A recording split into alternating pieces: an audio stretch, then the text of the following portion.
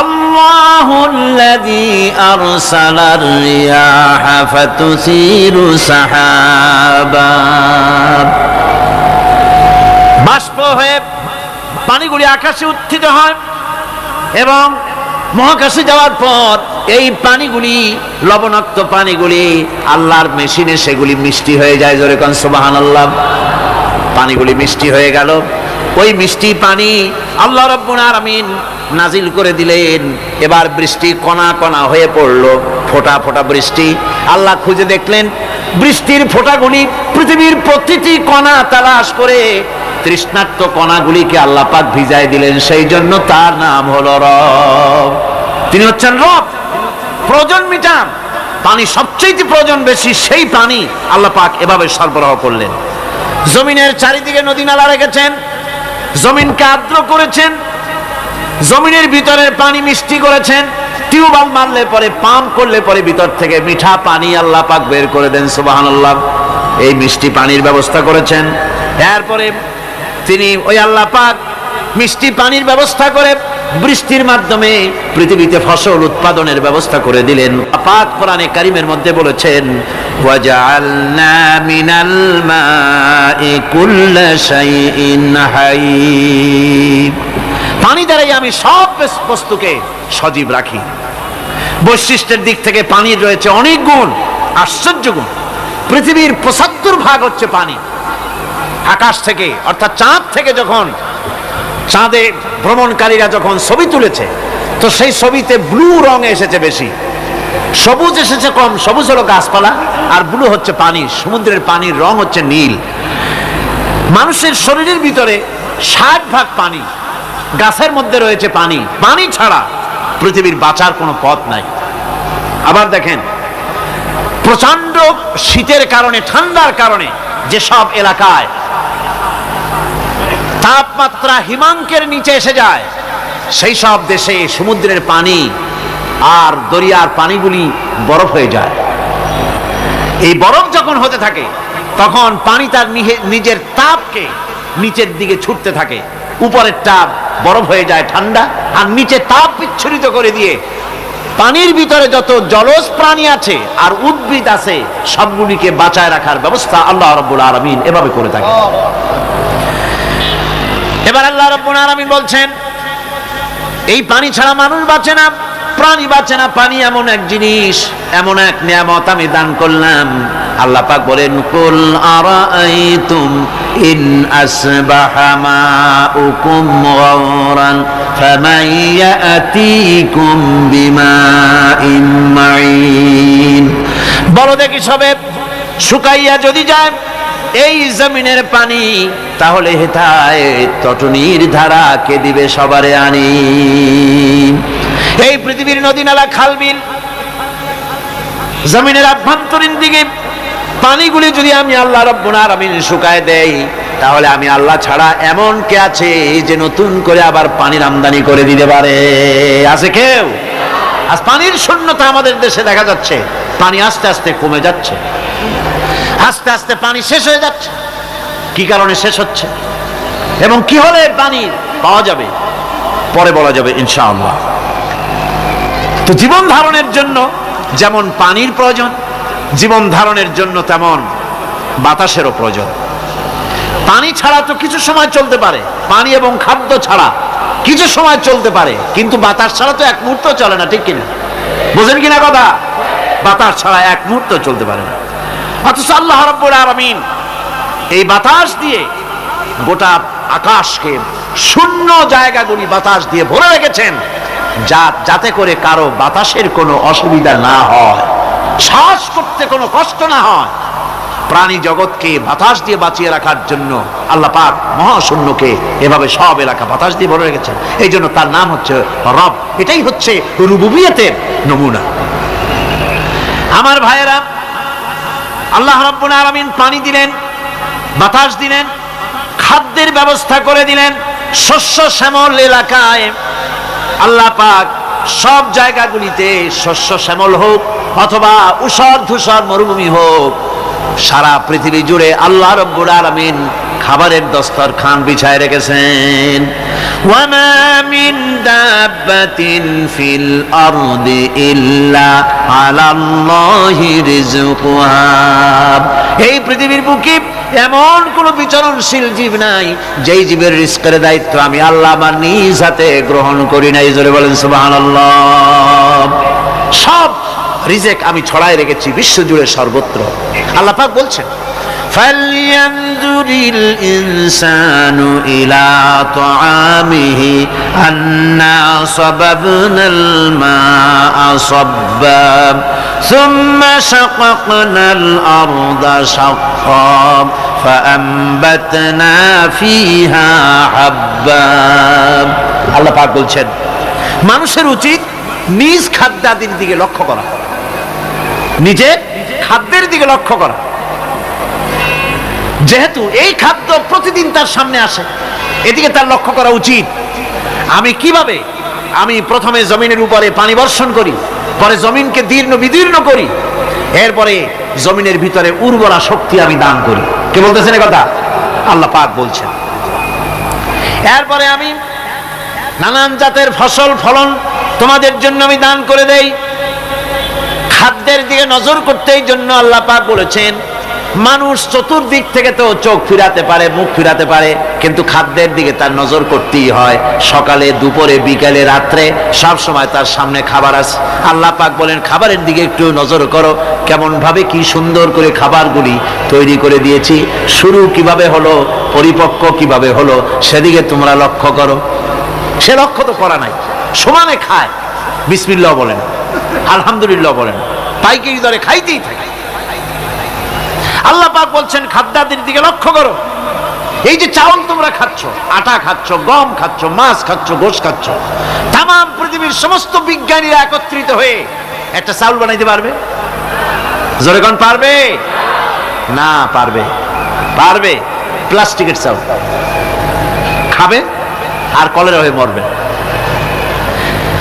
পৃথিবীর সমস্ত বিজ্ঞানীরা একত্রিত হয়ে একটি চাউল বানাতে পারবে না, একটা ডিম বানাতে পারবে না। পারবে একটা ডিম বানাতে? পারবে না।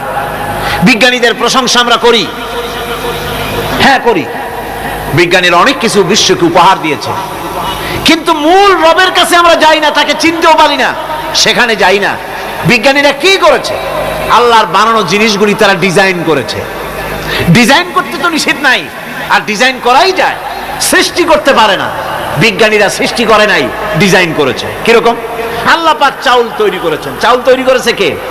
বলেন না সবাই। এখন আপনারা সেই চাউল দিয়ে পিঠা বানান, পায়েস বানান, সেই চাউল দিয়ে ভাপা পিঠা, আরো কি যেন খায় চট্টগ্রামে রস দিয়া, ওটাকে কি কয়? ধুই পিঠা নাকি? ধোঁয়া পিঠা। এইভাবে করে আপনি ডিজাইন তৈরি করছেন।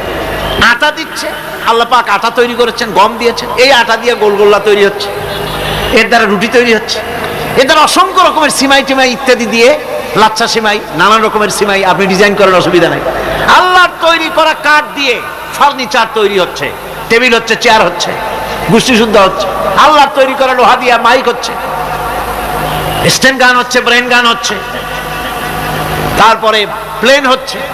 তাহলে আমি বলতে চাইলাম, বুঝাতে চাইলাম, সমস্ত জিনিস এর স্রষ্টা কে? জোরে বলেন কে? বিজ্ঞান শুধু এগুলিকে এক জায়গায় করে অ্যাসেম্বল করেছে, এগুলিকে এক জায়গায় করে এক একটা রূপ দিয়েছে।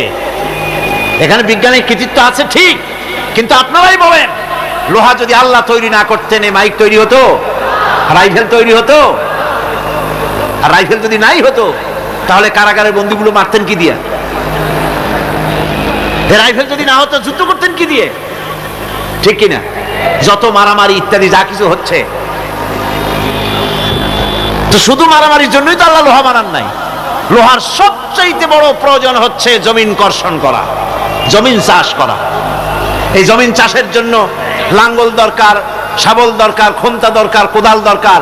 এই লোহার দামকেও আল্লাহ পাক এত লোহা বেশি দিয়েছেন যার জন্য লোহার দাম কম। সোনা কম দিয়েছেন যেহেতু সোনার প্রয়োজনীয়তা কম, লোহার প্রয়োজনীয়তা বেশি, এই জন্য লোহা বেশি দিয়েছেন, দামটা কমে গেছে, যার জন্য আপনার আমার জন্য কিনে ব্যবহারটা সহজ হয়েছে। কথা ঠিক কিনা বন্ধুগণ? আল্লাহ রাব্বুল আলামিন এইভাবে করে মানুষের রুবুবিয়াতটা, আল্লাহ পাকের রুবুবিয়াত হচ্ছে তিনি মানুষকে সুন্দর করে সৃষ্টি করে যা কিছু প্রয়োজন সবকিছু খাওয়াচ্ছেন, দিচ্ছেন। সে আল্লাহ পাক প্রশ্ন করছেন, কুল মান ইয়ারযুকুকুম মিনাস সামাই ওয়াল আরদ আম্মান ইয়ামলিকুস সামআ ওয়াল আবসারা ওয়া মান ইয়াখরুজুল হাইয়্যা মিনাল মাইয়িতি ওয়া ইউখরিজুল মাইয়িতা মিনাল হাইয়্য। আকাশের প্রশস্ত বুক থেকে এবং জমিনের এই প্রশস্ত বুক থেকে কে রিজেক তোমাদের খাদ্যকে উৎপাদন করে, কে নির্জীব থেকে সজীবকে বের করেন, আর কে সজীবকে নির্জীবে পরিণত করেন, তিনি কে? তিনি হচ্ছেন আল্লাহ পাক। আল্লাহ পাক বলছেন এই প্রশ্ন যদি তাদেরকে করা হয় তো তারা কি বলবে? আল্লাহ পাক বলেন, ওয়ামান ইউদাব্বিরুল আমরা ফাসায়াকুলুনা আল্লাহ ফাকুল আফালা তাত্তাকুন। হে নবী, এদেরকে প্রশ্ন করুন, এদেরকে যদি প্রশ্ন করা হয় এই পৃথিবীর সুন্দর পরিচালনা পদ্ধতি কে করেন, তাহলে তারা এক কথায় বলবে, নিজের থেকেই বলবে আল্লাহ। কে করছেন? সবকিছু আল্লাহ। আল্লাহ পাক বলেন, নবী তাহলে তাদেরকে বলেন, এ কথা জানার পর, এ কথা বোঝার পরেও কেন তারা ঔদাসীন্যতা দেখাচ্ছে, কেন তারা গাফিল হয়ে যাচ্ছে, কেন তারা আল্লাহ পাককে ভয় করে তার পথের অনুসারী হচ্ছে না? যে আল্লাহ রাব্বুল আলামিন এত কিছু করছেন, তিনি তার পরিচয় সম্পর্কে বলে দিচ্ছেন, ফাযালিকুমুল্লাহু রাব্বুকুমুল হক ফামাযা বা'দাল হক ইল্লাদ দালাল। নিশ্চয়ই এসবের মূলে রয়েছেন তোমাদের রব, আমাদের আল্লাহ, আমাদের রব। সুতরাং উজ্জ্বল সত্য প্রকাশিত হওয়ার পর গোমরাহি ছাড়া আর কিছুই বাকি থাকে না। সুতরাং যারা সত্যের পথের অনুসরণ করতে চায়, রবকে চিনতে হবে, আল্লাহ পাককে জানতে হবে এবং তাকে অনুসরণ করতে হবে, তাকে রব হিসাবে চিনতে হবে। আমার বন্ধুগণ, এটা হচ্ছে সেই রুবুবিয়াত ইলাহি যার দিকে হযরত মুসা আলাইহিস সালাম ইঙ্গিত করেছিলেন ফিরআউন যখন তাকে প্রশ্ন করেছিলেন, ফামান রাব্বুকুমা ইয়া মুসা। হে মুসা, তোমাদের দুজনের রব কে? তোমাদের রব, তোমাদের প্রভু কে? তিনি জবাব দিলেন, রব্বুনাল্লাযী আ'তা কুল্লা শাইইন খালকাহু সুম্মা হাদা। রব হচ্ছেন আমাদের তিনি, যিনি নাকি আমাদের প্রতিপালক, আমাদেরকে সৃষ্টি করেছেন এবং আমাদেরকে হেদায়েত দিয়েছেন, সঠিক পথের দিশা দিয়েছেন। এখানে হেদায়েত হচ্ছে, এখানে হেদায়েত শব্দের অর্থ হচ্ছে সৃষ্টি শুধু করেন নাই, তাকে চলা, তার খাদ্য অনুসন্ধানের, তাকে বেঁচে থাকার সবকিছুর উপকরণ, এর কমন সেন্স, এর সাধারণ জ্ঞান আল্লাহ পাক তার সাথে দিয়েছেন। তিনি হচ্ছে রব। আচ্ছা, একটা দৃষ্টান্ত দেই। এই হেদায়েতটা কি? এই হেদায়েতটা হচ্ছে, আপনাদের বাড়িতে যদি কারো বিড়াল থাকে, বিড়াল, বিড়াল বোঝেন তো না? কি বলে এখানে? বিড়াল, বিলাই নাকি বলে? বিড়াল। এই বিড়াল যদি আপনাদের কারো বাড়িতে থাকে তো বিড়ালের প্রসবকালীন অবস্থা দেখবেন, বিড়ালের প্রসব হবে, বাচ্চা দেবে। বিড়াল তখন ঘরের মধ্যে পেরেশান হয়ে ঘুরতে থাকে, একটা নিরাপদ জায়গা খোঁজে, একটা নিরাপদ জায়গা খোঁজে। প্রসব করার 2-3 দিন আগের থেকে খুঁজতে থাকে তার জন্য নিরাপদ জায়গা কোনটা। এরপরে খুঁজতে খুঁজতে প্রসবের দিন সে সত্যিকারের ঘরের মধ্যে সবচেয়ে কোনা কানা জায়গা যেটা, সেই রকমের একটা নিরাপদ জায়গা সে বেছে নিল। এরপরে বাচ্চা হলো।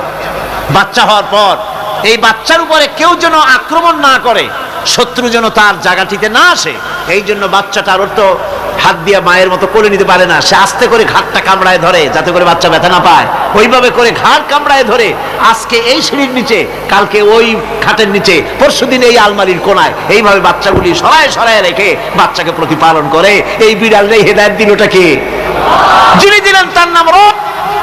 তিনি হচ্ছেন রব্বুল আলামিন। সন্তান প্রতিপালনের ব্যবস্থা শুধু দুনিয়ার মানুষকেই দেন নাই, প্রাণী জগৎকেও দিয়েছেন। সুবহানাল্লাহ। বলেন বলেন, মুরগির বাচ্চা হলো, ডিমের থেকে বাচ্চা বেরোলো, এই বাচ্চাগুলি হয়েছে গতকাল, আজকে বাচ্চাগুলি আদার খাচ্ছে মায়ের সাথে।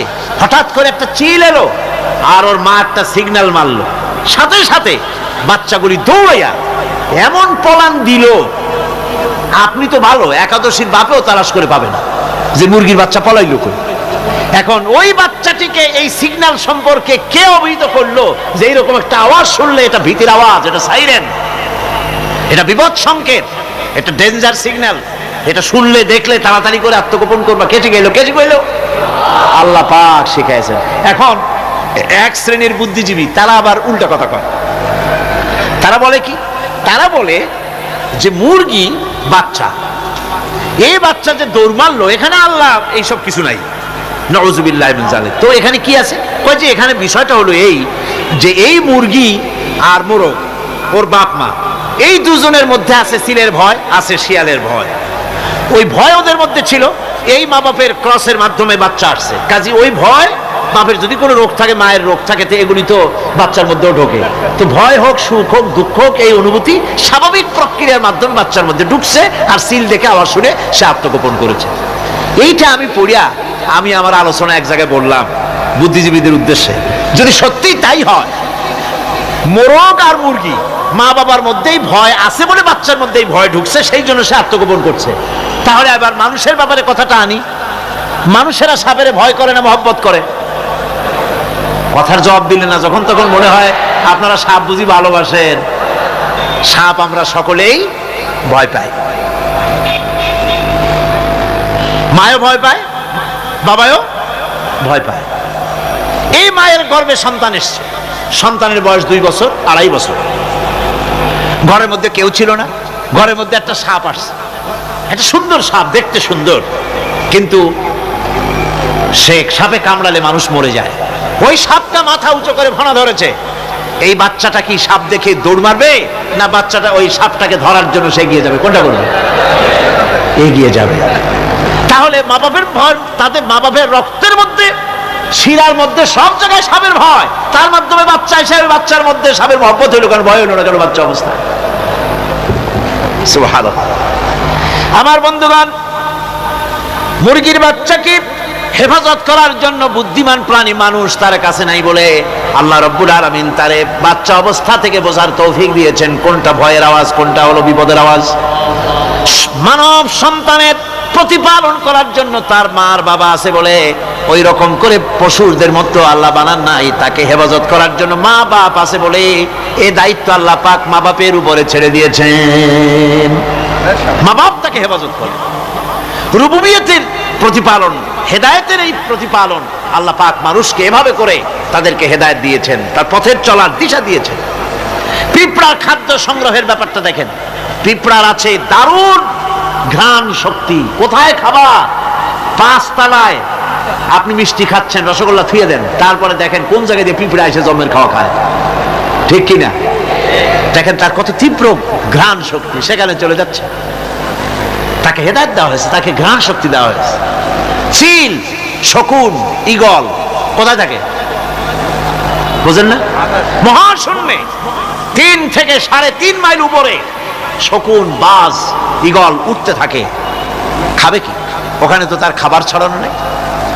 আল্লাহ হচ্ছেন এমন রব, আমাদের স্রষ্টা হচ্ছেন এমন রব, যিনি ওই চিল, বাজ আর শকুন মহাশূন্যে যেগুলি উড়ে বেড়ায়, ওদেরকে আল্লাহ পাক এমন তীব্র দৃষ্টি শক্তি দান করেছেন, 3 মাইল উপর থেকেও ছাগল মুরগি মরা দেখলে ওখান থেকে সে ঝাঁপায় পড়ে তা খেতে পারবে।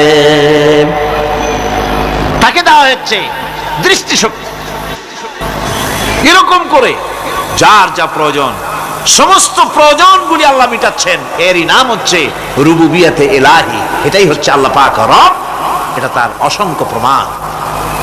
সেই জন্য আল্লাহ পাক বলেন আলহামদুলিল্লাহি রাব্বিল আলামিন। পড়েন সবাই, আলহামদুলিল্লাহি রাব্বিল আলামিন। সমস্ত প্রশংসা হচ্ছে আল্লাহ পাকের জন্য। কোন আল্লাহ? প্রথমে তো আল্লাহ বললাম, তারপর বললাম রব, এখন বলা হচ্ছে কোন রব? যিনি আলামিন, রব্বিল আলামিন, যিনি সমস্ত জাহানের রব। তাহলে বোঝা যাচ্ছে রব, জগৎ একটা না। জগৎ, কথা বুঝতেছেন আমার? জগৎ একটা নয়, অসংখ্য জগৎ আছে, বহুমাত্রিক জগতের কথা এখানে আল্লাহ পাক বলছেন। আমি এই জন্য বলি যে কোরআন হচ্ছে বিজ্ঞানের উৎস। কোরআন বিজ্ঞানের কি? বিজ্ঞানের আবিষ্কার যত বাড়বে, বিজ্ঞান চিরটা কাল কোরআনের কাছে ভিক্ষার হাত দিয়ে এতিমের মতো দাঁড়ায় থাকবে কিয়ামত পর্যন্ত। আজ পৃথিবীর বিজ্ঞানীরা বলছেন জগৎ সম্পর্কে, আমরা মনে করছি পৃথিবীটাকে, আমাদের কাছে জগৎ দুইটা। কয়টা জগৎ? একটা জগৎ হলো এইটা, ইহজগৎ আর পরজগৎ, এছাড়া আর কিছু জানি না। এই দুইটাই জগৎ আমাদের কাছে। এখন দেখেন বিজ্ঞানীরা কি বলছে। বিজ্ঞানীরা বলছেন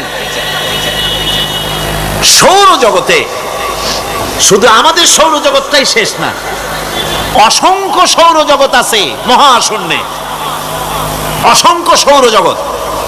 পৃথিবীর প্রতি 4 বিলিয়ন মানুষ যদি এক একটা সৌরজগৎ দখল করে, তাতেও সৌরজগৎ শেষ হবে না। আরো সহস্র সহস্র বিলিয়ন বিলিয়ন সৌরজগৎ আরো ফাঁকা পড়ে থাকবে। এত সৌরজগৎ আল্লাহ সৃষ্টি করেছেন। এই মহাশূন্যে বহুমাত্রিক জগতের কথা আল্লাহ পাক এখানে বলেছেন। এই পৃথিবী একটা জগৎ, এই মাটির তলে আছে আর এক জগৎ, সমুদ্রের ভিতরে আছে পানির তলার আর এক জগৎ। আর মহাশূন্য যে কি তা আপনার মাথায় শূন্য হয়ে যাবে চিন্তা করতে করতে। এই জন্য বিজ্ঞানীরা, বড় বড় বিজ্ঞানী, এরা কিন্তু নাস্তিক হয় না। বর্তমান বিজ্ঞানীরা চিন্তা করে গবেষণা করে খেয়েই হারিয়ে ফেলছে মহাশূন্যকে দেখে। যেখানে আছে গ্যালাক্সি, যেখানে আছে মিল্কি ওয়ে, যেখানে রয়েছে অসংখ্য তারকা, এই পৃথিবীটা মহাশূন্য আল্লাহ যেভাবে তৈরি করেছেন, সেই তুলনায় এই পৃথিবী একটা মার্বেলের চাইতে খুব বেশি একটা বড় কিছু হয় বলে মনে হয় না। পৃথিবী যদি হয় একটা মার্বেলের মতো, তাহলে আমরা যে মানুষ, আমাদের অস্তিত্ব কোথায় চিন্তা করেন। এবার মহাশূন্যে চলেন। মহাশূন্য সে কি বিশাল মহাশূন্য। একটা তারকা থেকে আর একটা তারকায় যদি যেতে হয়, তাহলে সহস্র সহস্র বিলিয়ন বছরের দরকার হবে। কি বছর? এ দুনিয়ার বছর না, আলোকবর্ষ, লাইট ইয়ার। আলো চলে প্রতি সেকেন্ডে কত? 1,86,000 মাইল। এই 1,86,000 মাইলের সেকেন্ড, এর মিনিট, এর ঘন্টা, এর দিন, এর মাস, এর বছর, এই আলোকবর্ষ। সহস্র সহস্র আলোকবর্ষ পার হয়ে যাবে এক তারকা থেকে আর এক তারকায় পৌঁছানো সুকঠিন। এ ধরনের অসংখ্য তারকা আল্লাহ পাক তৈরি করে রেখেছেন। সূর্য হচ্ছে পৃথিবীর চাইতে 13 লক্ষ গুণ বড়। এরকম সূর্য বিজ্ঞানীরা এখন বলছে, আগে বলতো 1 কোটি সূর্যের চাইতে বড় তারকা, এখন বলতেছে এই রকমের পৃথিবীর চাইতে 13 লক্ষ গুণ বড় যে সূর্য, এরকম 3 কোটি সূর্য খাইয়ে ফেলাইতে পারে। এরকম সহস্র সহস্র তারকা এক একটা গ্যালাক্সির ভিতরে আল্লাহ পাক তৈরি করে গেছেন। এখন মনে হচ্ছে যে এই তারকাগুলি বড় না, এই তারকাগুলির চাইতে আবার বড় জিনিস কি, সেটাকে বলা হয় ব্ল্যাক হোল। সেটাকে বলা হয় ব্ল্যাক হোল, অন্ধকার কূপ। ব্ল্যাক হোল আবার ম্যানহোল বুঝবেন না, কিন্তু ম্যানহোলের ঢাকনা চুরি হয় যেমন। তবে একটা দৃষ্টান্ত আপনি বুঝতে পারেন, রাস্তায় রাস্তায় যেমন অসংখ্য ম্যানহোল আছে, ওই রকম করে মহাশূন্যে অসংখ্য ব্ল্যাক হোল আছে, একটা দুইটা না, অসংখ্য। এই ব্ল্যাক হোল আবার দেখা যায় না, অদৃশ্য ব্ল্যাক হোল। এই ব্ল্যাক হোলগুলো কি? এগুলি কোরআনে কারীমের মধ্যে আল্লাহ পাক বলেছেন, ফালা উকসিমু বিমাওয়াকিন নুজুম, ফালা উকসিমু বিমাওয়াকিন নুজুম, শপথ সেই পতন স্থানের যেখানে নক্ষত্র সমূহ ধ্বংস হয়ে যায়, ধ্বংসপ্রাপ্ত হয়, কসম সেই স্থান সময়ের। সুবহানাল্লাহ। এই অন্ধকার কূপের, এই অন্ধকূপের কসম করছেন আল্লাহ পাক। সেই অন্ধকূপটা কি? সেই ব্ল্যাক হোলটা কি?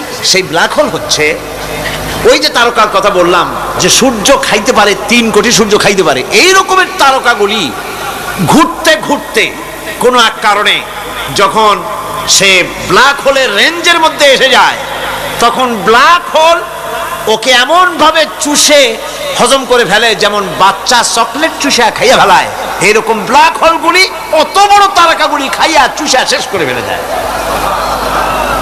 সুবহানাল্লাহ বিহামদিহি। বিজ্ঞানীরা বলেছেন আমাদের এই পৃথিবীটা, আল্লাহ না করুন কখনো, আমাদের এই পৃথিবীটা যদি কোনো ব্ল্যাক হোলের আওতায় পড়ে, ওর রেঞ্জে আসে, তাহলে মাত্র 2 সেন্টিমিটারের মধ্যে পৃথিবীটা তার ঘনত্ব লাভ করে ব্ল্যাক হোলের মধ্যে অদৃশ্য হয়ে যাবে, হারায় যাবে, অস্তিত্ব থাকবে না। আল্লাহ পাক, আশ্চর্য লাগে আমার, বিজ্ঞানের বইপত্র যখন পড়ি আমার কাছে আশ্চর্য লাগে, 1400 বছর আগে নবী কোনো বিজ্ঞানাগারে পড়াশোনা করেন নাই, কোন সায়েন্স নিয়ে রিসার্চ করেন নাই, সেই নবীর মুখ থেকে এমন বিজ্ঞানময় কোরআন আল্লাহ বের করালেন যে আজকের পৃথিবীর মডার্ন যুগের বিজ্ঞানীরা কোরআনের কাছে এতিম হয়ে দাঁড়ায় আছে। পৃথিবীর কোন বিজ্ঞানী বলতে পারবে না যে কোরআনে কারিমের অমুক আয়াতটা আনসাইন্টিফিক, এটা হাদিস আমাদের বিজ্ঞানের সাথে মিল খায় না, এমন কথা বলতে পারবে না। বরং কোরআন সার্টিফাই করবে তোমার এই বক্তব্য, তোমার এই থিওরি মোস্ট আনসাইন্টিফিক, কোরআন বলবে। ওরা বলতে পারবে না যে আয়াতটা আনসাইন্টিফিক। সুতরাং কোরআন হচ্ছে মহান বিজ্ঞানময়, কোরআন হচ্ছে আল্লাহ পাকের দেওয়া এক মহান বিধান, যে কোরআনের কারণে আল্লাহ পাক আমাদেরকে হেদায়েত দান করেছেন। সুতরাং এই কোরআন হচ্ছে, কোরআনের মধ্যে যা আছে, গোটা কোরআনে যা আছে সব সূরা ফাতিহা আছে। সুবহানাল্লাহি ওয়া বিহামদিহি। আল্লাহ পাক বলছেন আলহামদুলিল্লাহি রাব্বিল আলামিন। মুহাব্বতের সাথে পড়েন সবাই, আলহামদুলিল্লাহি রাব্বিল আলামিন। সমস্ত প্রশংসা, যাবতীয় প্রশংসা সে আল্লাহ পাকের, যিনি তামাম জাহানের পালনেওয়ালা রব। হযরত জিবরাইল বলেন, হুজুর কোরআন তো নাজিল তামাম হয়ে গিয়েছে, এবার আপনি পুরা কোরআন পড়ে আমারে শোনান। হযরতে রাসূল পুরাটা পড়ে 30 পারা পড়ে শোনায় দিলেন, জিবরাইল শুনলেন। এবার জিবরাইল বলেন, হুজুর আমি তেলাওয়াত করতেছি, আপনি শোনেন। হযরতে জিবরাইল 30 পারা পড়লেন, হুজুর শুনলেন। আবার হযরত জিবরাইল বলেন, হুজুর আবার আপনি পড়েন। হুজুর পড়লেন, জিবরাইল শুনলেন, আবার জিবরাইল পড়লেন, হুজুর শুনলেন। তার মানে হলো হুজুর যে বছর ইন্তেকাল করলেন ওই বছরের রমজান মোবারকে হযরত জিবরাইল 2 বার পড়েছেন, হুজুর শুনেছেন, আর হুজুর 2 বার পড়েছেন, জিবরাইল শুনেছেন, যাতে করে একটা জের জবর, একটা আয়াত, একটা সেমিকোলন যেন বাদ না পড়ে যায়। কোরআনে কারীম মুখস্থ করার জন্য আল্লাহ রাব্বুল আলামিন এটাকে স্থায়ী করার জন্য বাধ্যতামূলক করেছেন, নামাজের ভিতরে তেলাওয়াত করতে হবে। মানুষ নামাজের মধ্যে তেলাওয়াত করে সওয়াবের জন্য, সকালে পড়ে, বিকালে পড়ে, অর্থ সহকারে বুঝে পড়ে, রাত্রে পড়ে, দিনে পড়ে। পৃথিবীতে এমন একটা মুহূর্ত নাই যখন কোরআনে কারীম তেলাওয়াত হয় না। জোরে কোন সুবহানাল্লাহ। মানুষ এটাকে তেলাওয়াত করতেছে, মুখস্থ করতেছে। এই কোরআন শরীফের ভিতরে রয়েছে সব কিছু। এর মধ্যে রয়েছে ইতিহাস, এর মধ্যে আছে বিজ্ঞান, এর ভিতরে রয়েছে দর্শন, ভূতত্ত্ব, উদ্ভিদতত্ত্ব, নৃতত্ত্ব, খতত্ত্ব, জ্যোতির্বিজ্ঞান। এর ভিতরে রয়েছে মানুষের পারিবারিক নীতি, সামাজিক নীতি, চুক্তিনীতি, বন্দিনীতি, যুদ্ধনীতি, মানুষের যা প্রয়োজন সব কিছু এ কোরআনে কারীমের মধ্যে আল্লাহ পাক সন্নিবেশিত করে দিয়েছেন। জোরে কোন সুবহানাল্লাহি ওয়া বিহামদিহি। আমার ভাইয়েরা, কোরআন এর পরিচয়ের কথা বলতেছিলাম। আল্লাহ পাক কি কোরআন আমাদের শিখালেন, কোন কোরআন আমাদের শিখিয়েছেন, সেই কোরআনের পরিচিতি আপনাদের সামনে আমি তুলে ধরতেছি। আমি নিজে না, এবার কোরআন তার পরিচয় নিজেই দেবে।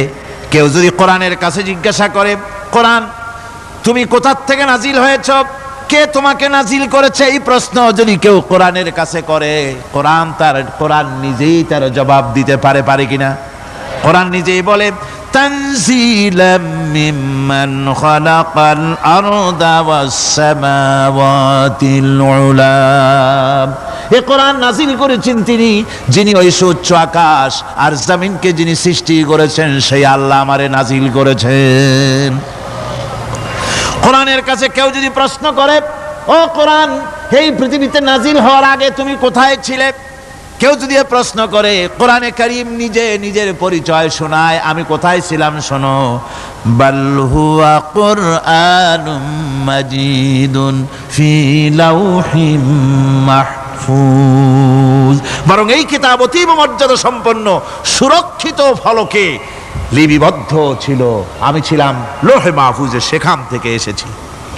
যদি কেউ প্রশ্ন করে, কোরআন কি, কোরআন তুমি কার উপরে অবতীর্ণ হয়েছ, জবাব কোরআন নিজেই দেয়, ওয়া আমিনু বিমা নুজিলা আলা মুহাম্মাদ ওয়া হুয়াল হাক্কু মির রাব্বিহিম ঈমান আনো সেই জিনিসের উপরে যেটা মুহাম্মদ সাল্লাল্লাহু আলাইহি ওয়াসাল্লামের উপর অবতীর্ণ হয়েছে। আবার অন্য আয়াতেও জবাব পাওয়া যায়, তাবারাকাল্লাযী নাযালাল ফুরকানা আলা আবদিহি লিয়াকুনা লিল আলামিনা নাযীরা। অতীব বরকতপূর্ণ মহান সত্তা সেই আল্লাহ রাব্বুল আলামিন, যিনি তার বান্দার পরে ফুরকান অবতীর্ণ করেছেন। সুবহানাল্লাহি ওয়া বিহামদি। কোরআনের নাম আমি বলেছিলাম শুধু কোরআন নয়, অনেক নাম আছে। কোরআনের আরেক নাম ফুরকান। কোরআনের আরেক নাম কি? আল ফারকু বাইনাল হাক্কি ওয়াল বাতিল। কোরআন হচ্ছে সেই মহাসত্য যা মিথ্যা এবং সত্যের মধ্যে পার্থক্য সূচিত করে, মঙ্গল এবং অমঙ্গলের মধ্যে পার্থক্য সৃষ্টি করে, যা সত্য এবং মিথ্যার মধ্যে তাফরিকা সৃষ্টি করে, সত্যকে মানুষকে বুঝিয়ে দেয়। তার নাম হচ্ছে ফুরকান। এবার যদি প্রশ্ন করা হয়, ও কোরআন, বুঝলাম তুমি লোহে মাহফুজে ছিলে, বুঝলাম তুমি নবীজির উপরে নাজিল হয়েছো, এবার বলো তুমি কোন মাসে নাজিল হয়েছো? তুমি তো আসছিলা প্রথম কোন মাসে নাজিল হয়েছো? এ প্রশ্ন যদি কেউ করে, কোরআন তার জবাবে বলবে, শাহরু রমাদানাল্লাযী উনজিলা ফীহিল কুরআন। রমজানের পবিত্র মাসে আমি অবতীর্ণ হয়েছি। সুবহানাল্লাহ। যদি প্রশ্ন করা হয়, রমজানে তো আসছো, কিন্তু প্রথম নাজিল হয়েছিল কোন সময়? ওটা কি দিন ছিল না রাত ছিল? কোরআন তার জবাবে বলে, ইন্না আনজালনাহু ফী লাইলাতিল কদর। কদরের পবিত্র রাতে আমি এই পৃথিবীতে আমার আগমন ঘটেছিল। যদি প্রশ্ন করা হয়, বুঝলাম সবই, কেন নাজিল হয়েছে তুমি? এই পৃথিবীতে তোমার আসার উদ্দেশ্য কি? মূল কাজটা কি? এই প্রশ্ন যদি করা হয়, কোরআনে কারীম তার জবাবে বলে, শোনো কেন এসেছি। লিতুখরিজান নাসা মিনাজ যুলুমাতি ইলান নূর।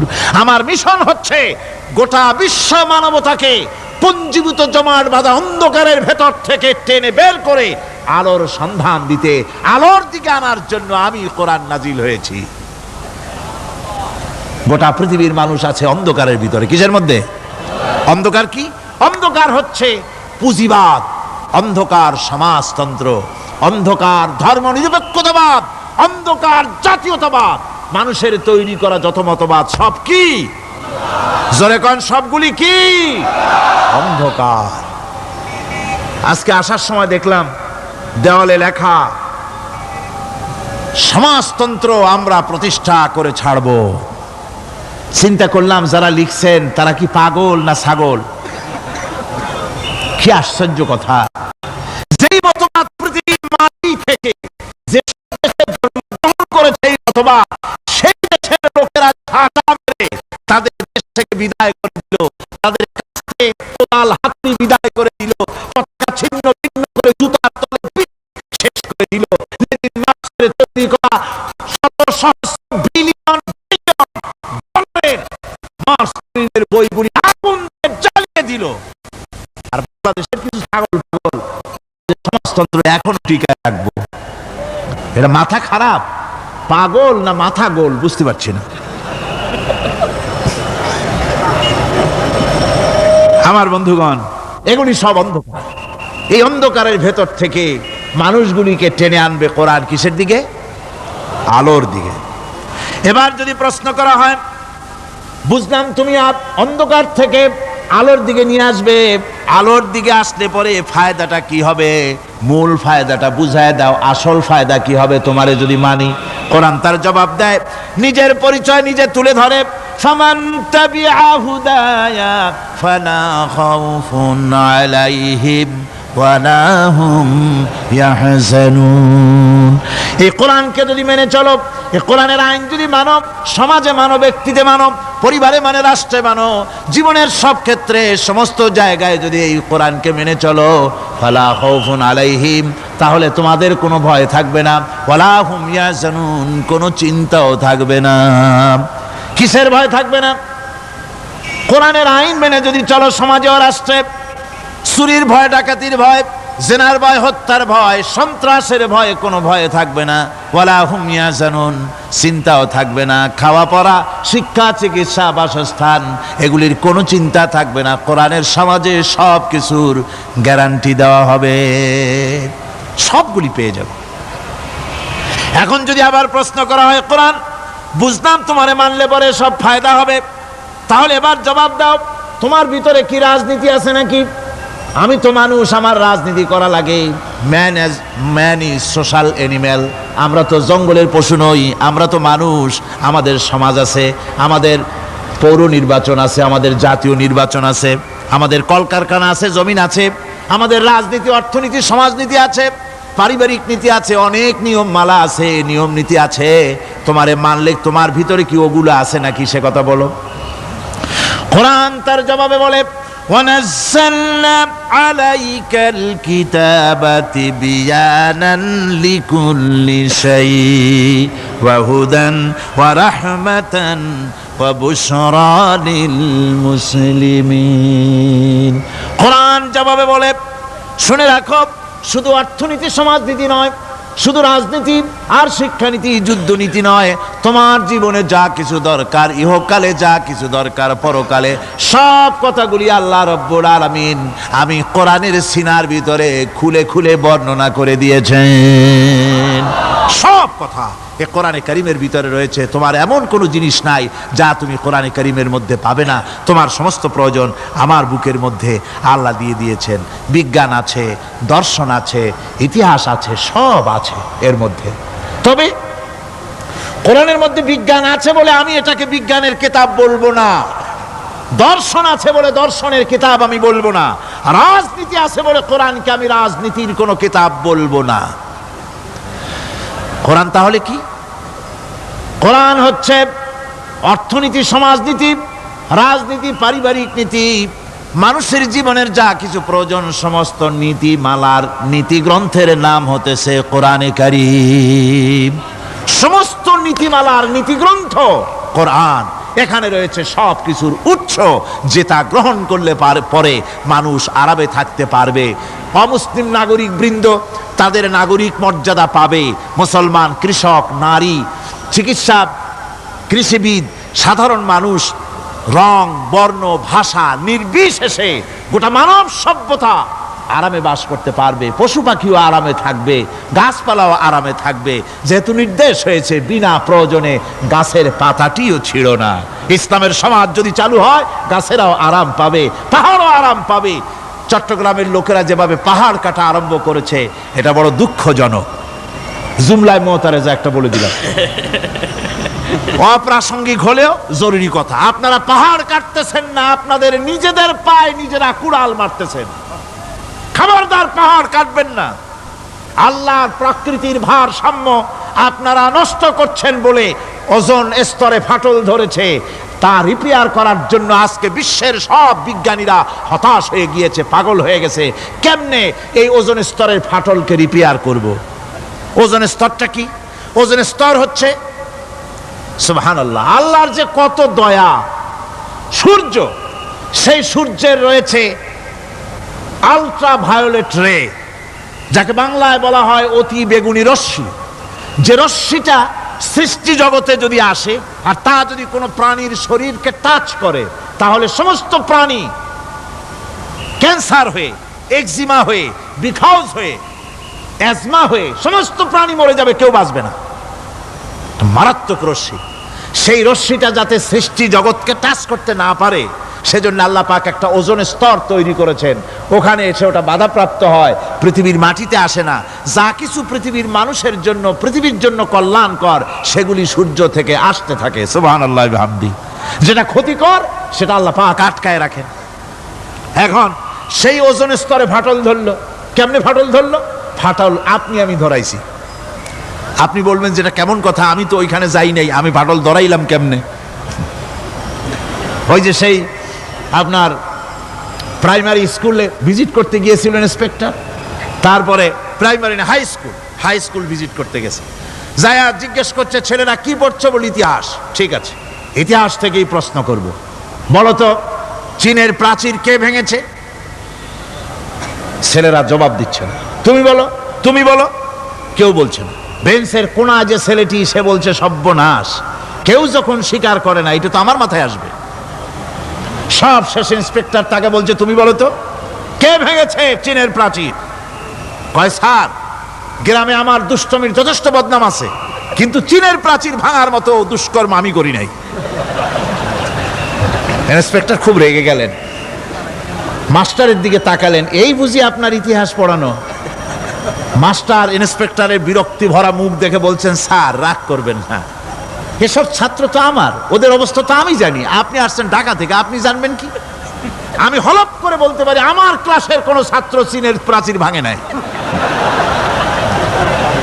ইন্সপেক্টর রাগ হইয়া চলে গেছে হেডমাস্টারের রুমে, যায় বলছে যে আমি আপনার স্কুলের গ্রান্টকে আমি নাকচ করে দেব, মঞ্জুরি আমি ক্যান্সেল করে দেব। কেন? এই অবস্থা। হেডমাস্টার বলছে, স্যার রাগ করবেন না, আপনার জন্য কিছু টাকা পয়সাও রাখছি হাদিয়া, বড় একটা চর্বিযুক্ত খাসিও জবাহ করা হয়েছে, পুকুর থেকে রুই মাছ তোলা হয়েছে।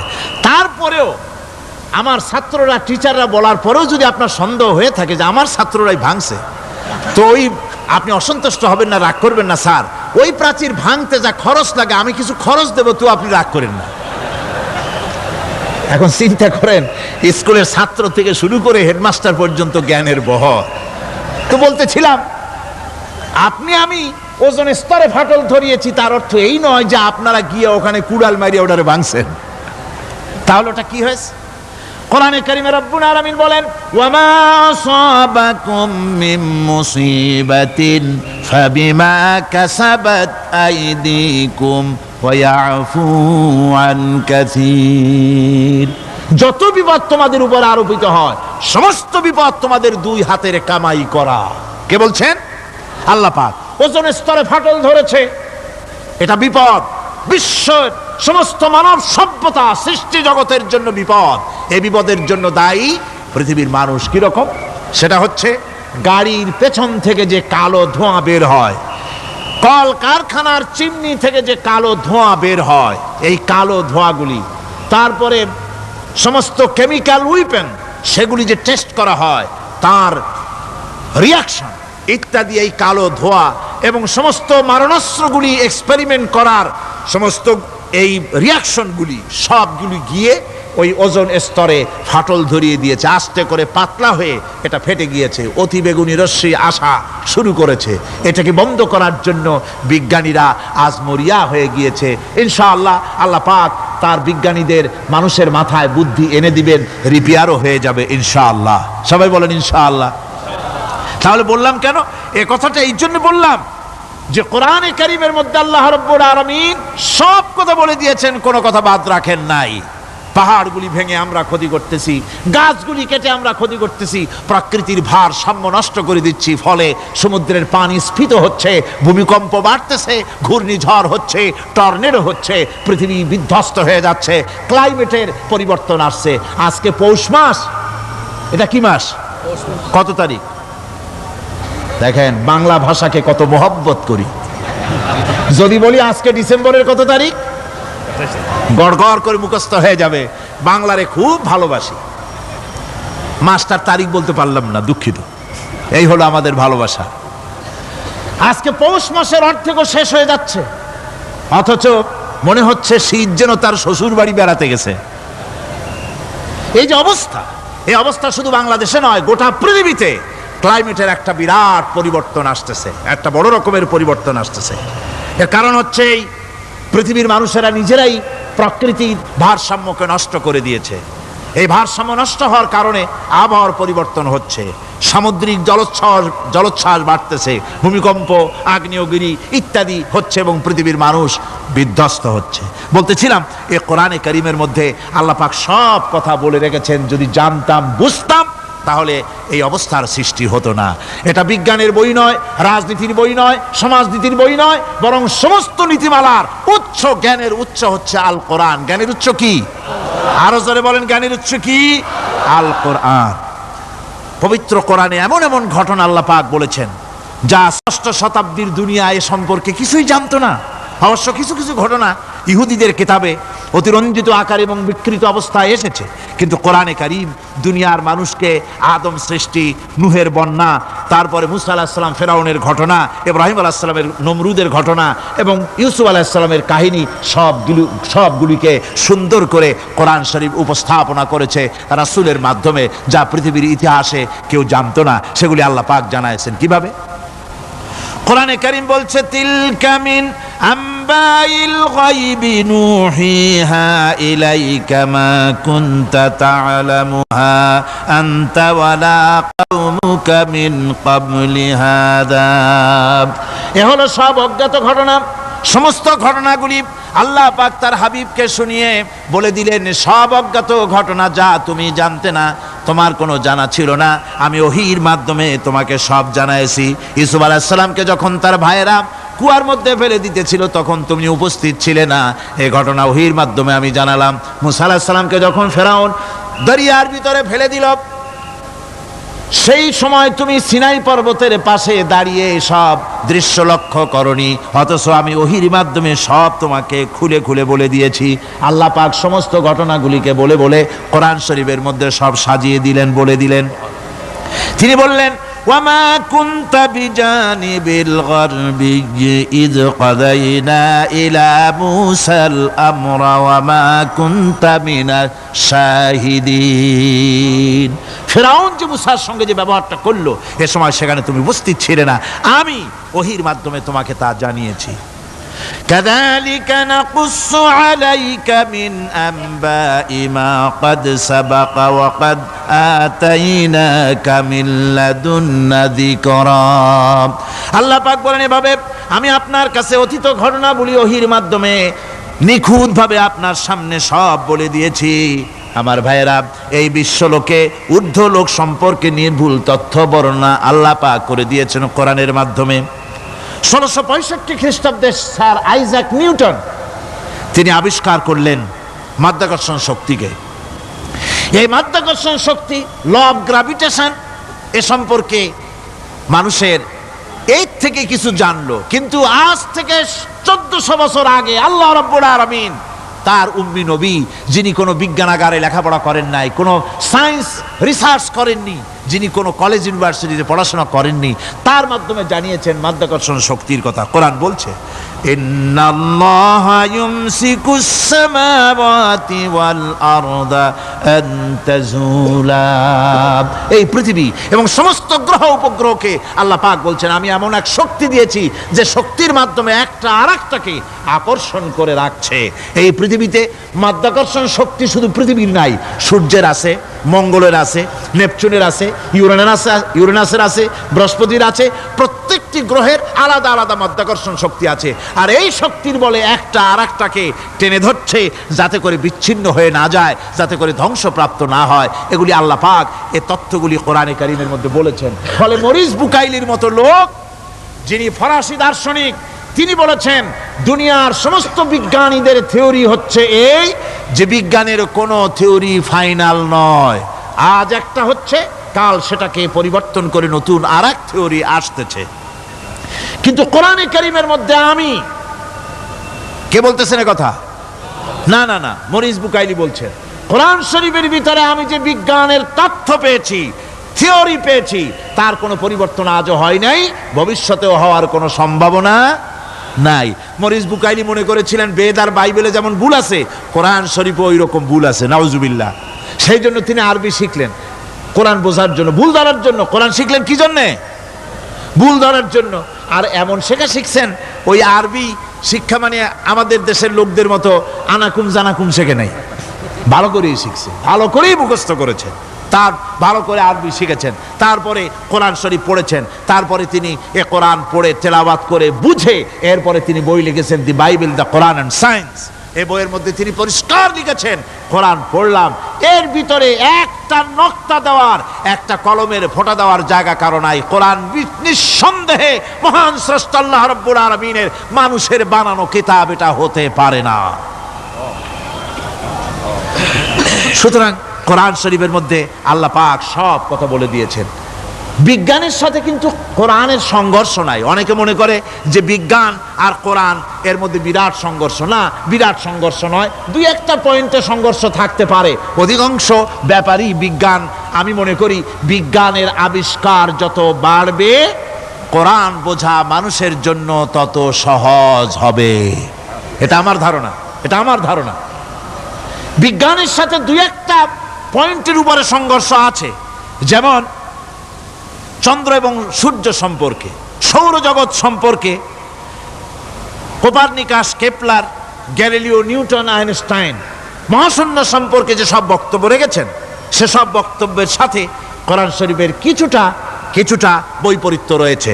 যেমন কেউ বলেছেন সূর্য ঘোরে, পৃথিবী স্থির, কেউ বলে সূর্যের চতুর্দিকে পৃথিবী ঘোরে, কেউ কয় চন্দ্র ঘোরে, কেউ কয় আমরা কি আর বসে থাকি, আমরাও ঘুরি। কিন্তু আসলে ঘোরেটাকে কে ঘোরে, এ ফয়সালা কে দেবে? কে দিবে বলুন তো? হ্যাঁ, ঠিক বলেছেন, আল্লাহই দিবেন, কারণ এগুলি সৃষ্টি করেছেন কে? এবার শুনুন, এই বিতর্কের মীমাংসা আল্লাহ পাক করছেন কোরআনে কারিমে বহু আগে। গ্যালিলিও, কেপলার, কোপারনিকাস এদের বলার অনেক আগে বিশ্বনবী জনাবে মুহাম্মদ রাসূলুল্লাহ সাল্লাল্লাহু আলাইহি ওয়াসাল্লাম তিনি বলে দিয়েছেন, আল্লাহর কথা তিনি বলেছেন, লাশ-শামসু ইয়ানবাগী লাহা আন তুদরিকাল কামারা ওয়ালাল লাইলু সাবিকুন নাহার ওয়া কুল্লুন ফি ফালাকিন ইয়াসবাহুন।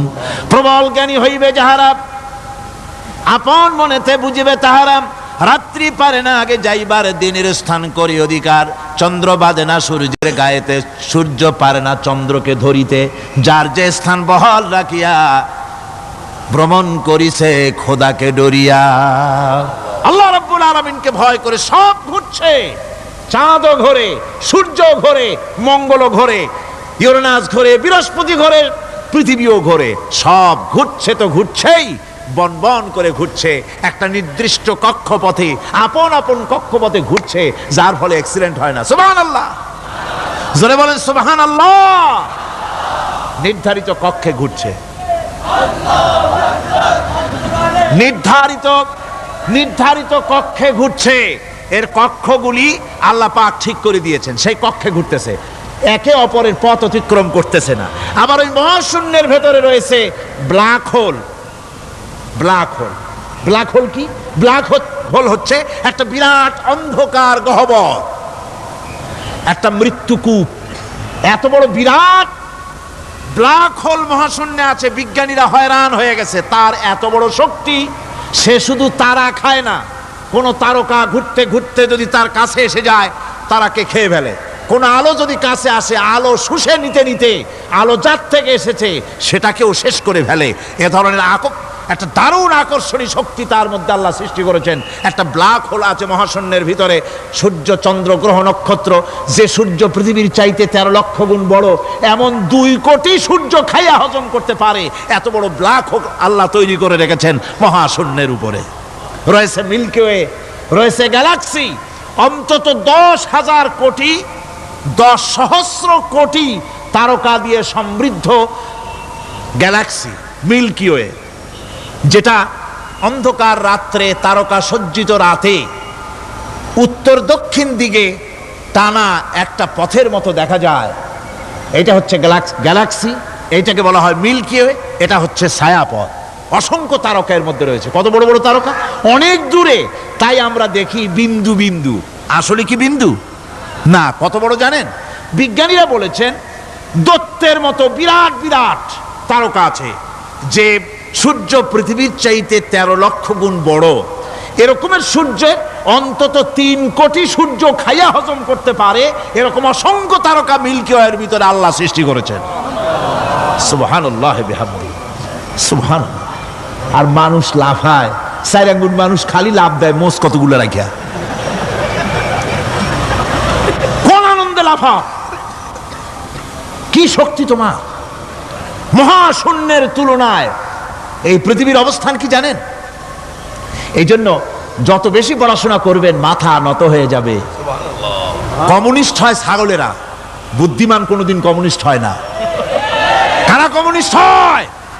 ছাগলগুলি। যাদের আকল নাই, যাদের জ্ঞান নাই, বুদ্ধি নাই, ওরাই কমিউনিস্ট হয়। কোন চিন্তাবিদ, কোন বিজ্ঞানী কমিউনিস্ট হয় না। মাথা নত হয়ে যায়, আল্লাহর এই সৃষ্টি দেখে পাগল হয়ে যায়। নিঃসন্দেহে আল্লাহ আছেন, নইলে পরে এগুলি হয় কি করে? আমি চিন্তা করে পাই না কমিউনিস্ট হয় কেমন, কতখানি পাগল হইলে হয়। ছোট্ট একটা রুমাল দেখলে মনে করি কোন তাঁতি এটারে বানাইছে। একটা এই কি জানি কয় মাইক দেখলে মনে করি কেউ এটাকে বানাইছে। টেবিল দেখলে মনে করি কেউ বানাইছে। ফ্রিজ দেখলে মনে করি বানাইছে কেউ। একটা সুই দেখলে মনে করি কেউ এটাকে বানাইছে। আর এই বিশাল পৃথিবী, ওই বিশাল আকাশ, কমিউনিস্টরা কয় এমনি এমনি হইছে। কয় বোতল খায় দৈনিক আল্লাহই জানে। আমার বন্ধুগণ, মাথা নত হয়ে আসবে চিন্তা করলে কি বিশাল সৃষ্টি আল্লাহ পাকের। এই ছায়াপথ, এই গ্যালাক্সি, এর তুলনায় পৃথিবীর অবস্থান কোথায়? পৃথিবীর অবস্থানটা হচ্ছে, আমার হাতে এটা একটি কলম। এই কলমটা কাগজের উপরে আমি যদি এই নিপটা রাখি, কাগজের ভিতরে নিপে যতটুকুন জায়গা টাচ করবে, মহাশূন্য গ্যালাক্সি মিল্কি ওয়ে, আল্লাহর ওই মহাশূন্যের তুলনায় পৃথিবীর অবস্থান একটা কলমের নিপে যতটুকুন জায়গা নেয় এর থেকে বেশি নয়। এই যদি হয় পৃথিবী, তাহলে সেই পৃথিবীর মানুষ আপনি, আপনি কতটুকুন?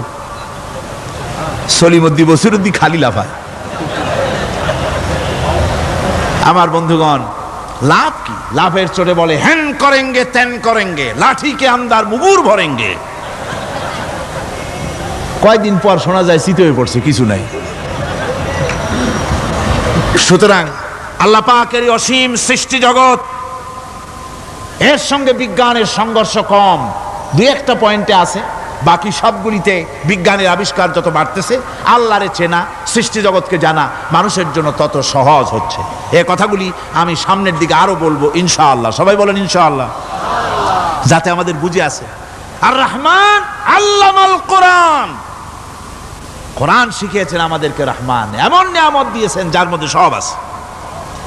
মানুষ সৃষ্টির ব্যাপারে, মানব সৃষ্টির ব্যাপারে নির্ভুল তথ্য যদি পেতে হয়, তাহলে কার কাছে যাব? জোরে কন। আল্লাহর কাছে যেতে হবে। আর আল্লাহর কাছে না যাইয়া মানব সৃষ্টির রহস্য যদি জানতে যাই ডারউইনের কাছে, তাহলে আপনার মামু হবে সুন্দরবনের বান্দরেরা। ঠিক কিনা? বান্দরেরা হবে মামু, সিম্পাজি ওরাং ওটাং হবে আপনার নানার দাদা। তার কারণ ডারউইন সাহেব বলেছেন, মানুষ এর পূর্বপুরুষ হলো বাঁদর, সিম্পাজি ওরাং ওটাং। এটা হলো তার থিওরি অফ ইভলিউশন। বিবর্তনবাদের এই বিবর্তনবাদের থিওরি পেশ করতে গিয়ে তিনি বলেছেন মানুষ হলো বান্দরের জাত। আরে বেটা, তুই বান্দরের জাত। নিজের লেজ কাটিয়া সকলের লেজ কাটা আরম্ভ করতে যাচ্ছে। কি পাগলের পাগল, মানুষ হয়েছে বান্দরের জাত। আশ্চর্য কথা। কেমনে কইলে? তো বললো যে সিম্পাজি দেখছে, তো সে সিম্পাজি দেখে তার মনে হয়েছে যে মানুষ ওইরকমই তো দেখা যায়, তো মানুষ বুঝি বান্দর থেকেই আসছে। আমি বলি, পৃথিবীতে এমন পাগল আমি কোনোদিন দেখিও নাই, শুনিও নাই যে কোনো পাগল পাবদা মাছ দেখে বলেছে যে এটা হচ্ছে বোয়াল মাছের পূর্বপুরুষ। টাকি মাছ দেখে কোনো ছাগলেও বলেছে আজ পর্যন্ত যেটা হলো শোল মাছের পূর্বপুরুষ। পুঁটি খাইতে খাইতে আস্তে আস্তে বিরাট শোলে পরিণত হয়ে গেছে, কোনো পাগলেও বলেনি। আচ্ছা, মেনে নিলাম ডারউইন সাহেবের থিওরি, মেনে নিলাম এক সেকেন্ডের জন্য যে বান্দর থেকেই মানুষ হয়েছে। এখনো তো বানর প্রজাতি আছে না শেষ হয়ে গেছে? আছে কিনা? তাহলে সুন্দরবনে যান, যে দেখুন কোন বাঁদর কি এ পর্যন্ত দেখা গেছে যে কোমর পর্যন্ত মানুষের মতো হয়ে গেছে? আর একটু দুধ আর পনির আর একটু এই শুটকি মাছ লোট্টা ফিশ খাওয়াইলে আর কদিনের মধ্যে এই বান্দরটা মানুষ হয়ে যাবে। হয়েছে এরকম? বাঁদরের 12 আনা মানুষ হয়ে গেছে, 14 আনা মানুষ হয়ে গেছে, আর অল্প একটু বাকি। এরকম দেখা গেছে কোথাও? দেখা যায়নি। এগুলি পাগলামি কথা, পাগলামি কথা। মানুষ বানর থেকে আসেনি, মানুষ ওরাং ওটাং থেকে আসেনি, মানুষ সিম্পাজি থেকে আসেনি। মানুষ এসছে কোত্থেকে? এটা জানতে হলে, এ নির্মূল তথ্য জানার জন্য আসতে হবে কোরআনের কাছে। কার কাছে?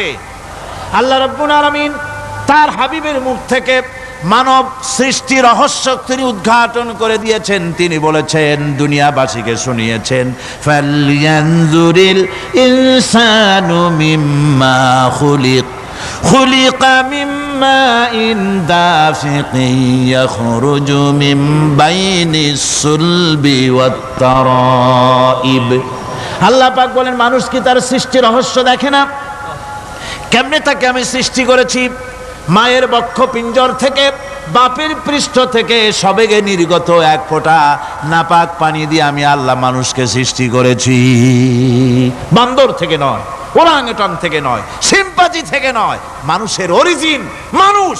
আদম থেকে তোমরা জন্মগ্রহণ করেছো, আদম এসেছে মাটি থেকে, তোমরা এসেছো আদম থেকে। সুবহানাল্লাহ বিহামদি। এটাই হলো মানব সৃষ্টির রহস্যের কথা আল্লাহ পাক বলে দিয়েছেন। অন্যত্র আল্লাহ বলেন, ইন্না খালাকনাকুম মিন তুরাবিন সুম্মা মিন নুতফাতিন সুম্মা মিন আলাকাতিন সুম্মা মিন মুদগা। নিষ্প্রাণ মাটি থেকে তোমার উৎপত্তি হয়েছে, আর এই নিষ্প্রাণ মাটি দিয়ে তোমাকে তৈরি করা হয়েছে। এগুলি মাতৃগর্ভের ভিতরে গিয়া নাপাক পানি ফোঁটা জমাট রক্ত হয়েছে, গোশত হয়েছে, তারপরে মানুষের আকৃতি দিয়েছি, আর এরপরে বাচ্চার আকারে মায়ের পেট থেকে আমি আল্লাহ মানুষ করে তোমাকে বের করেছি। সুতরাং মানব সৃষ্টি রহস্যের কথা বিজ্ঞানের সাথে যেটা সাংঘর্ষিক হবে কোরআনের সাথে, আমরা সেটা মানতে পারি না। আমাদেরকে মানতে হবে মূল জ্ঞানের কিতাবটা। মূল জ্ঞানের কিতাব কোনটা? জোরে কোন তো কোনটা? কোরআন। এখানে সব কথা আল্লামাল কোরআন। কোরআন শিখিয়ে মানুষকে আল্লাহ পাক সবচাইতে বড় দয়া করেছেন, এর থেকে বড় দয়ার হয় না। কোরআন শিখিয়েছেন আমাদের, যার মধ্যে সমস্ত তথ্যের কথা আল্লাহ পাক বলেছেন। The universe and doctor Einstein বইয়ের ভিতরে লেখা হয়েছে যে একদিন এমন হবে যখন ধীরে ধীরে সূর্য তার আরো হারিয়ে ফেলবে, চন্দ্র নিষ্প্রভ হয়ে যাবে, আর পৃথিবী আস্তে আস্তে তার গতি হারিয়ে ফেলবে। একথা আজকের বিজ্ঞানীরা অথবা আজ থেকে কয়েক বছর আগের বিজ্ঞানীরা একথা বলছেন। কিন্তু রাসূল করিম সাল্লাল্লাহু আলাইহি ওয়াসাল্লামের মুখ থেকে আজ থেকে 1400 বছর আগে, যিনি বিজ্ঞানাগারে মোটেও পড়াশোনা করেন নাই, লিখতে জানেন না, পড়তে জানেন না, সই করতে জানেন না, বিজ্ঞান আজ যে কথা বলছে সেই কথা 1400 বছর, 1500 বছর আগে রাসূল করিমের মুখ থেকে আল্লাহ পাক বলছেন। কোরআনে কারীম বলছে, ইয়াসআলু আইয়ানা ইয়াউমুল কিয়ামা ফাইদা বারিকাল বাসারু ওয়া খাসাফাল কামারু ওয়া জুমিআশ শামসু ওয়াল কামার। হে রাসূল, রাসূলের কাছে জিজ্ঞাসা করে কিয়ামত কবে হবে? আল্লাহ পাক বলেন, বলে দিন যেদিন চন্দ্র তার আলো হারিয়ে ফেলবে, যেদিন সূর্য তার আলো হারিয়ে ফেলবে, আর চন্দ্র আর সূর্য সব একাকার হয়ে যাবে। হাজারা বলছে চাঁদে আলো থাকবে না, সূর্য আগের থেকে তার উত্তাপ এবং আলো স্তমিত হতেছে, এবং হতে হতে এমন এক পর্যায়ে আসবে যখন সূর্য আলো হারিয়ে ফেলবে। বিজ্ঞানীরা গত 4-5 বছর আগে এ বক্তব্য রেখেছেন, কিন্তু 1400 বছর আগে বিজ্ঞানের লালনাগারে লেখাপড়া না করে হুজুরের মুখ থেকে আল্লাহ কথা বলে দিয়েছেন। তাহলে বিজ্ঞানের আসল কিতাব কোনটা? জোরে বলেন কোনটা? আল্লাহ পাক আরো বলেন, ইজা শামসু কুবিরাত ওয়া ইযান নুজুমুন কাদারাত ওয়া ইযাল জিবালু সুজ্জিরাত। তারকাগুলি, সূর্যের আলো থাকবে না, নক্ষত্রগুলো স্থানচ্যুত হয়ে যাবে, কক্ষচ্যুত হয়ে যাবে, পাহাড়গুলিকে পরিচালিত করে দেওয়া হবে, কিছুই থাকবে না, সব শেষ হয়ে যাবে।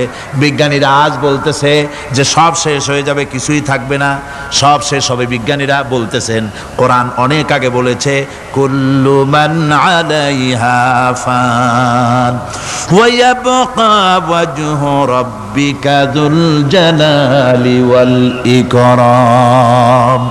সব শেষ হয়ে যাবে, বিশ্বে যা কিছু আছে সব লয় হবে, ক্ষয় হবে, ধ্বংস হবে, কিচ্ছু থাকবে না, থাকবেন শুধু আল্লাহ সুবহানাহু ওয়া তাআলা। সুবহানাল্লাহি ওয়া বিহামদি।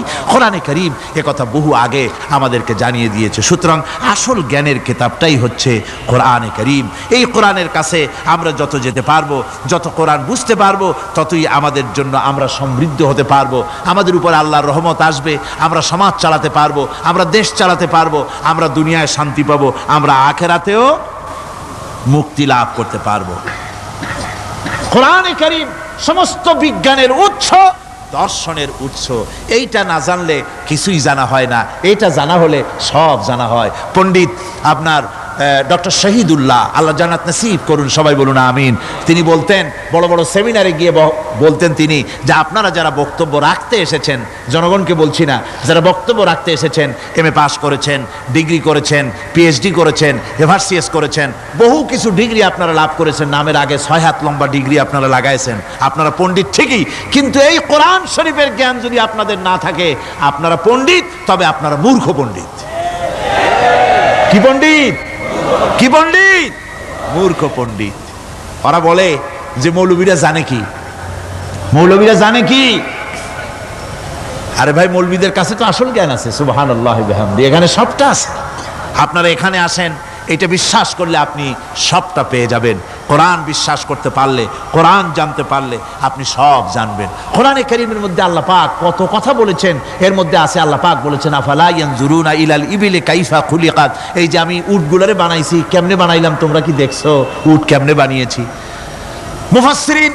মুফাসসিরিনে কেরাম এর উপরে অনেক আলোচনা করেছেন। তারা বলেছেন যে উট মরুভূমির জাহাজ, তারপরে উটের পিঠে একটা চুট আছে, কোন কোন উটের পিঠে 2টা চুট আছে, মাঝখানে বসে একটারে হেলান দিয়ে আর একটা ধরে বসা যায়। আমি দেখছি 2টা চুটওয়ালা উট, আফ্রিকান উট আমি দেখেছি, যে চুট সুবহানাল্লাহ, দেখলে অবাক হয়ে যেতে হয় যে আল্লাহর কি কুদরত। উটের পৃষ্ঠে 2টা চুট, মাঝখানে আপনি বসবেন, পিছনেরটা একটা সোফা সেটের মতো, পিছনে হেলান দিলেন, আর সামনে যখন সে মরাল সম চড়াই উত্তরাই পথ দিয়ে নামা ওঠা করবে, তখন আপনি যেন পড়ে না যান, সেজন্য সামনেরটা বুকের সাথে জড়ায় ধরবেন। এরপরে কি সৃষ্টি আল্লাহর, সুবহানাল্লাহি বিহামদিহি। জিরাফগুলি দেখুন, জিরাফগুলি তার মাথা কত বড় উঁচা। লন্ডন জুতে জিরাফ দেখলাম, সেই জিরাফের দেহ থেকে তার মাথাটা 22 ফিট উঁচা।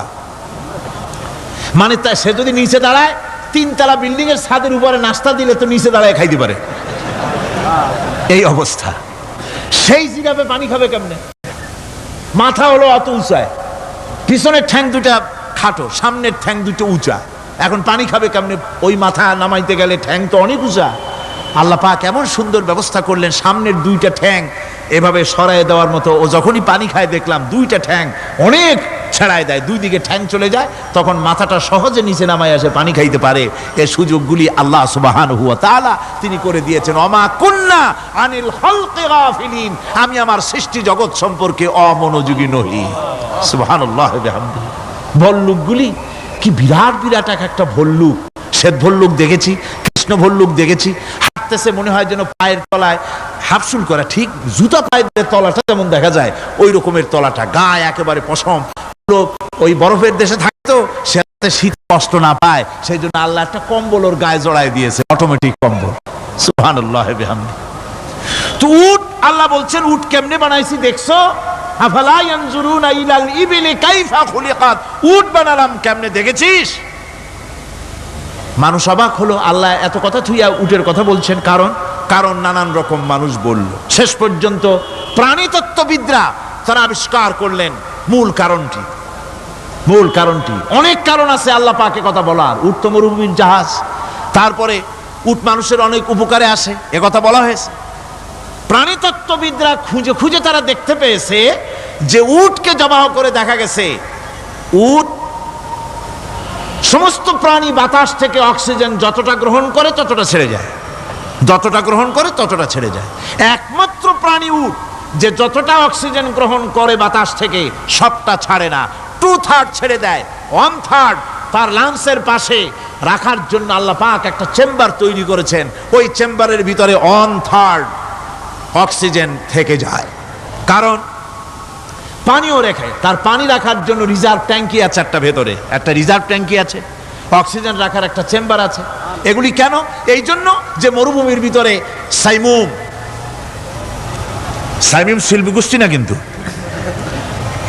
ঝোড়ো হাওয়া, মরুভূমির ভিতরে ঝোড়ো হাওয়া, এই ঝোড়ো হাওয়া যখন আরম্ভ হয়ে যায় তখন মানুষ বাঁচতে পারে না, মানুষ টের পাইয়া সব বাড়িতে চলে যায়। মরুভূমিতে চড়ে বেড়ায় উট, সে যাবে কোথায়? ওর তো যাওয়ার জায়গা নাই।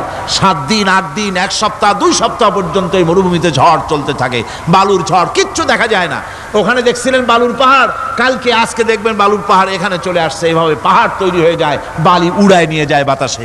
এই বাতাসের ভিতরে বালু উঠতে থাকে সমানে, মানুষ প্রাণী কিছুই সেখানে শ্বাস করতে পারে না, বাঁচতে পারে না। উটের মতো প্রাণী যে মরুভূমিতে থাকে ও বাঁচবে কি করে? আল্লাহ সুবহানাহু ওয়া তাআলা ওর লাংসের পাশে অক্সিজেন রাখার চেম্বার করে পানির ট্যাঙ্কি তৈরি করে দিয়ে রেখে এমন কায়দা করেছেন, ও যখনই টের পায় যে ঝড় শুরু হবে, সাথে সাথে ঠ্যাং দিয়া মুখ দিয়া গর্ত করে বালুর ভিতরে মাথা ঢুকাইয়া 1 সপ্তাহ 2 সপ্তাহ থাকতে পারবে মাটির তলে, অক্সিজেনের অভাব হবে না। আফালা ইয়ানজুরুনা ইলাল ইবিলি কাইফা খুলিকাত, দেখো নাকি কিভাবে সৃষ্টি করেছি আমি এই সুন্দর উটকে, একবার দেখো। আর শুকরিয়া তোমার মাথা নত হবে। যত বড় কমিউনিস্ট হও, আল্লাহর জন্য সেজদা দিতে বাধ্য হবে যদি তোমার ঈমান এতটুকুনো থাকে। আমার ভাইরা, আল্লাহ রাব্বুল আলামিন অসংখ্য প্রাণী সৃষ্টি করেছেন এবং সবগুলির প্রয়োজন তিনি মিটিয়েছেন। সুবহানাল্লাহ পড়েন। দেখুন সমুদ্রের ভিতরে তিমি চলতেছে, বিশাল তিমি। অনেকে দেখেন নাই, কেউ কেউ দেখেছেন, আমি দেখেছি তিমি মাছ, বিশাল তিমি। এই তিমি মাছ শত শত টন ওজন। একটা তিমি 150 টন, 250 টন, 500 টন, 1000 টন, বিরাট বিরাট ওজনের তিমি মাছ।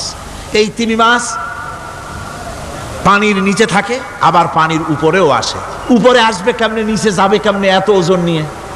আল্লাহ সুবহানাহু ওয়া তাআলা তার পেটের ভিতরে লক্ষ লক্ষ গ্যালন পানি ধরে, হাজার হাজার গ্যালন পানি ধরে এরকম একটা রিজার্ভ ট্যাঙ্ক তৈরি করেছে। ও যখন ডুবতে চায় তখন পিঠের উপর থেকে ডালাটা উন্মুক্ত করে দেয়, গলগল করে সমুদ্রের পানি পেটের মধ্যে ঢুকতে থাকে। পানিতে ভরে গেল, শরীরের ওয়েট দারুণ ভাবে ওয়েট ক্যারি করলো, তখন সে আস্তে করে সমুদ্রের তলায় ডুবে গেল। আবার যখন সে শ্বাস প্রশ্বাসের জন্য, অক্সিজেনের জন্য সমুদ্রের উপরে উঠতে চায়, তখন ডালাটা খুলে দিয়ে পাম্প দেয় নিজের শরীরে। পাম্প দিলে পরে তার ভিতর থেকে রক্ষিত পানির ফোর্স এত উঁচা হয়, অন্তত 10 মাইল দূর থেকে সেই পানির ফোয়ারা দেখা যায়। তিমি মাছের এই অবস্থা দেখে মানুষ তৈরি করেছে সাবমেরিন। আমি সাবমেরিনেও চড়েছি, দেখেছি দ্বিতীয় বিশ্বযুদ্ধে যে সাবমেরিন ব্যবহার করা হয়েছিল, পোর্টসমাউথে সেই সাবমেরিন আমাকে দেখানো হয়েছে, আমি দেখেছি। তাতেও ঠিক একই কায়দায় পানি ভরে পানির তলায় যায়, আবার ওঠার সময় পানি ছেড়ে উপরে চলে আসে। তিমি মাছ থেকেই মানুষ এটাকে গ্রহণ করেছে। মানুষের শিক্ষার জন্য অগণিত প্রাণী আল্লাহ সৃষ্টি করেছেন বিজ্ঞানের সাথে, তাই কোরআনের সংঘর্ষ নাই। বিজ্ঞান মানুষকে যত বেশি আবিষ্কার করবে, বিজ্ঞান কোরআন বোঝা মানুষের জন্য তত সহজ হবে। আর আপনারা যত জ্ঞানী হবেন, কোরআন যত পড়বেন, মাথা তত নত হবে। তুলা গাছের ফল যত পাকে তত গাছ কি হয়, ডালগুলো কি হয়, উপরে উঠে যায়। বোঝেন না কেন? তুলা গাছ নাই আপনাদের দেশে? তুলারে কি কয় চট্টগ্রামে? তুলা গাছরে কি কয়? তুলা গাছ।